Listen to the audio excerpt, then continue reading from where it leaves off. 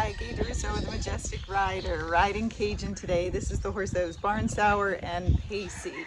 So let me tell you what I've been doing with them. I've been working them over the poles. As you see, they're in a circle. They're set up like a clock at 12, 3, 6, and 9. I like to do that a lot. And it's easier because it's just 4 poles to set up, but you can always put more, you can always put less. So I've been riding him over the poles, I've been lunging him over the poles, and I worked on his headset. He really yanked on the bit in the beginning, and so I just didn't release. I would just hold, and then I would release when he was not pulling anymore. And then I always made him get his head down when we stopped, and then I would release and drop the rein so he learned not to yank him out of my hands anymore. Then we worked on the barn sour, going up and down the hill, gating up and down the hill, working on keeping him in a running walk because he tends to go into a step pace or a pace. So we haven't been in here for a little bit, so I rode him in here today and I rode him over the poles, some at his flat walk, and then I just flat walked him around. And then when I went to the running walk, I rode him over the poles first to help separate his legs, show him what I wanted, and then I worked around the poles. So he did very well. His gaits are much better. He's getting faster. It takes time to build speed, and that's the hardest part with these Pacey horses, is that you have to slow down and start from the beginning again and get that correct footfall.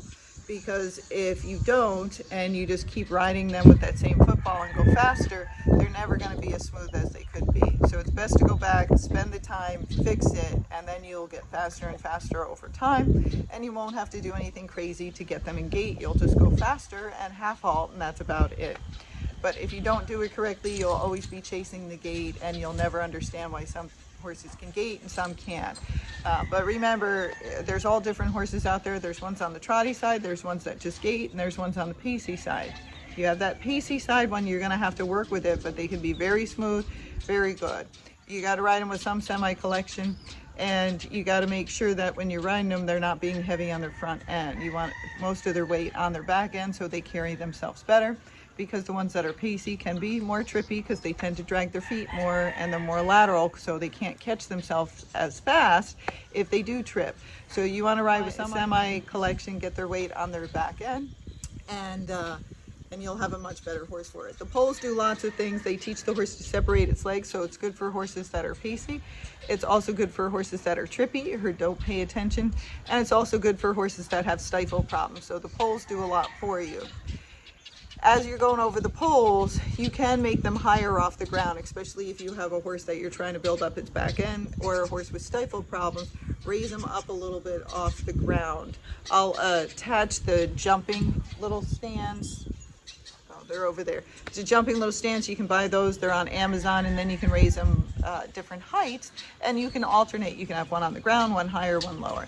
I always lunge them over them if I do that first to make sure the horse is paying attention. Last thing you want to do is have a pole up in the air and the horse takes a really big trip and launches you off of it. So best they figure out the poles when you're on the ground and you're lunging them before you ride them over it. But you can ride them over it, just make sure you're a decent rider, have good balance, and sit back. So Cajun has now fallen asleep, but at 23, and he wasn't worked before he came in, or at least not worked very much, he's done very well. His attitude's better, his body shape is better, his weight is better, his muscle strength is better, and he's only doing that because I got the camera on.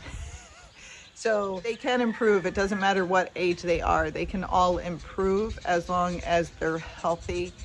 But you do have to feed them enough, give them enough protein to help them build up their top line, build up their strength, and build up that hind quarter. So hopefully this will help you learn about the Pacey horse and see how you can improve it. I forgot a couple more things. As I go over the poles, always look for the next pole. Do not look down at the pole you're going over. If you do, your head goes forward. That adds 10 more pounds of weight to your horse's front end, which is not good for Pacey horses. So keep your eyes on the next pole as you're going over a pole. Okay? It's the same thing if you're jumping. As you're going over a jump, you don't look down, you look for the next jump. The other thing I do is keep a nice inside bend, because as you bend them, it helps them to reach up underneath themselves with their hind quarter, and that inside hind leg will come further. So keep a slight inside bend as you're making the circle and going over the poles. And then you can always move their shoulders or their hind quarter if they do get a little pacey. If they pace right in front of the pole, I let the pole do the work. If they pace in between the poles, I will stop, back up, and then go forward again. And the reason I do that is to give the horse something harder to do so they don't want to pace. I never stop and rest when they're doing the wrong thing. I only stop and rest when they're doing the right thing. So they associate that with rest, so they want to do it again.